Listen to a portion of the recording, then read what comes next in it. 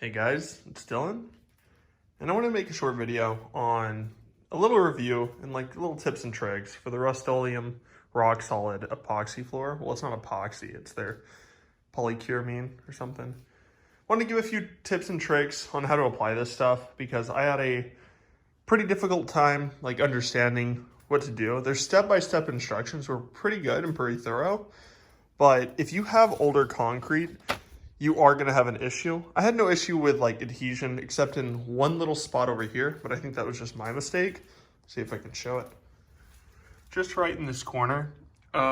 Once it dried a little bit, it started working better, but it started giving me like, it looks like acid popping or looks like there was oil or something there.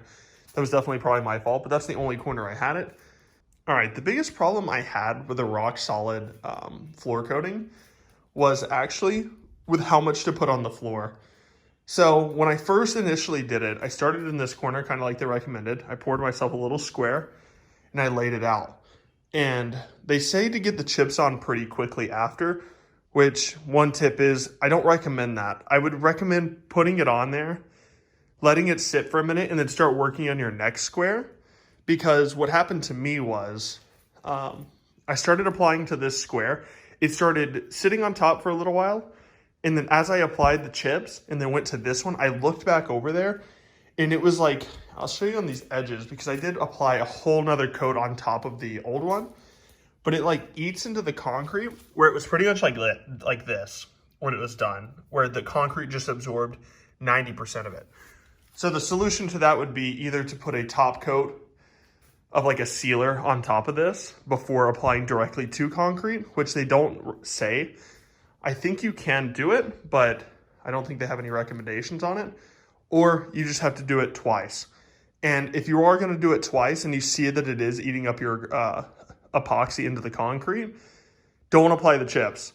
Because I applied the chips thinking it was fine, but when I did my second coat, as you can see, it's a little textured, which will be fine for if I ever spill water or something. I'll have a little bit of grip, but you can get a much better finish than I did.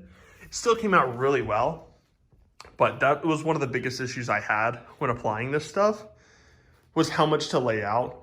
And this is a 2.5 car garage kit, and I used 2 of them for one garage door. So that's from there to there and here. It's just one single stall. So take that with a grain of salt. I know you hear all the reviews out there saying buy more than you need, and I'm telling you buy more than you need, unless you're probably going to do the sealer.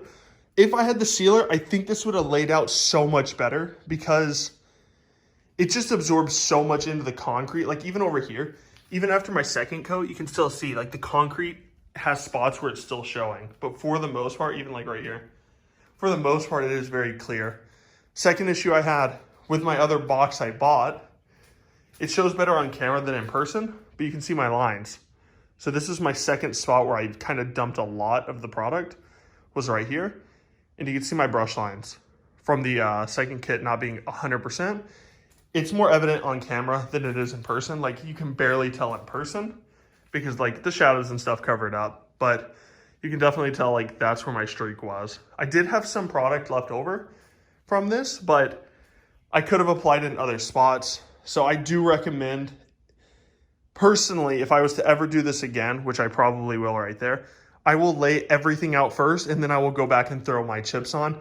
It doesn't dry that fast if you put a thick enough coat on top. So take that however you want. That's just my experience with this product. The product is very hard. It's rock solid. Like, I don't think anything's getting through this. This is 48 hours after the application. So I did my first application Friday night at about 8 o'clock. Went back down at Saturday night at 5 o'clock. Applied the second coat right over top of it. And it is now Monday at about 5 o'clock. So it's been 48 hours after my second application. And it is solid. Like this stuff is crazy good. Feels good. Chairs roll on it very nicely. Even with like the texture. I'll show you guys, like, it is no issue for like rolling around and stuff. So the big reason I'm doing it is that I have this 1969 Camaro I'm working on. If you've been watching the channel, you know that. And I am going to get a 2-post lift from Max Jack, which is from Bin Pack.